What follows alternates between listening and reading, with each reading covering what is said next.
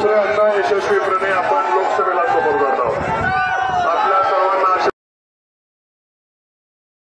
माहितीचा जय श्रीराम, जय श्रीराम, जय श्रीराम, भारतीय जनता पार्टी माहितीचा छत्रपती शिवाजी महाराज की, छत्रपती संभाजी महाराज की, बाबासाहेब जय श्रीराम, जय श्रीराम। आता आपल्या लोकसभेचे उमेदवार माननीय रामभाऊ सातपुते विनंती करतो। जानकर साहेब, काल तुम्हाला देवेंद्र फडणवीस साहेबांनी बोलवलं होतं, काय नेमकं तिथं झालं त्याविषयी थोडंसं आपण सांगा बरं। निश्चितपणानं गेली अनेक वर्षे 30-35 वर्ष झालं भारतीय जनता पार्टीचं काम या तालुक्यामध्ये मी करत आहे आणि ज्यावेळी भारतीय जनता पार्टीची सरकार आली त्यावेळी या सरकारमध्ये ना कधी आम्हाला विचारात घेतलं, ना कधी आम्हाला या सरकारचे लाभ मिळाले। आणि ज्यावेळी भारतीय जनता पार्टीचं सरकार महाराष्ट्रामध्ये आलं त्यावेळी उमेदवारी देण्याचा विषय आला। त्यावेळी उमेदवारीमध्ये या तालुक्यामध्ये 2019ला राम सातपुतेंना उमेदवारी दिल्यानंतर उद्रेक झाला आणि लोकांनी मला नेऊन फॉर्म भरला। त्या ठिकाणी निवडणूक झाली, माझा थोड्या मताने पराभव झाला आणि तो लोकांची जिव्हारी लागला। त्यावेळी 1,01,000 लोकांच्या मनामध्ये आग आणि राग आणि त्याची धग आजही तशीच आहे।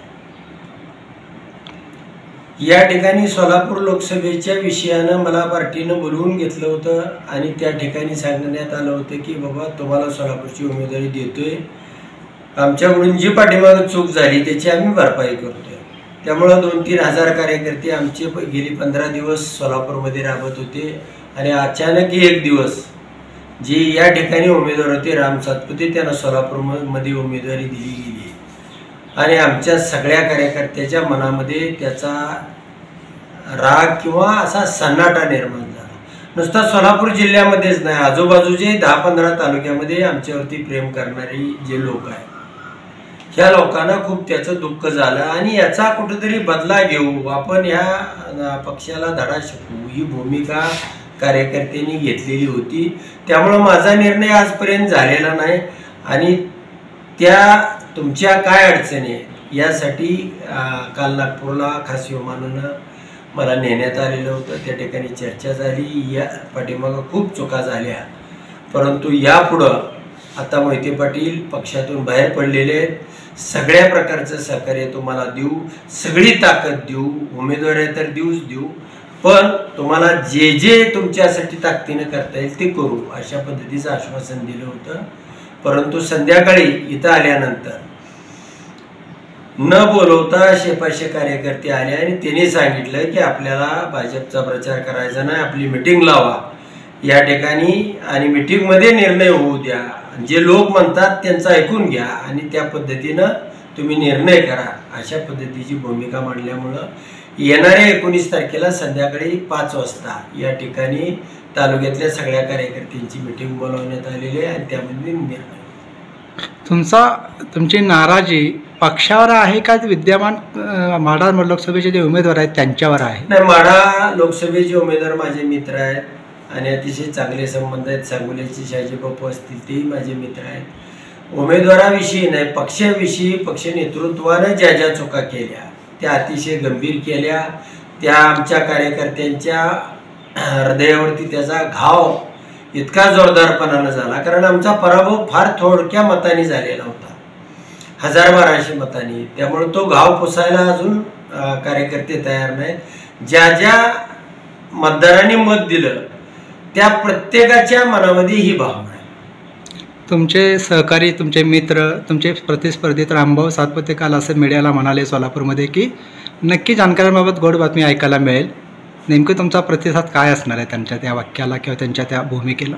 नाही, निश्चितपणानं माझ्या अगोदर त्यांची या भारतीय जनता पार्टीच्या नेतृत्वाविषयी काही चर्चा झाली असेल, काही शब्द देऊ म्हटले असतील, म्हणून मला शाह साहेबांकडं, फडणवीस साहेबांकडे घेऊन जायचं आणि त्या ठिकाणी मला जे अपेक्षित आहे ते करायचं अशा प्रकारचा विषय असावा आणि त्या संदर्भामध्ये मी काल जाऊन चर्चा करून आलो आणि ती चर्चा मी 19 तारखेला लोकांच्या समोर ठेवणार.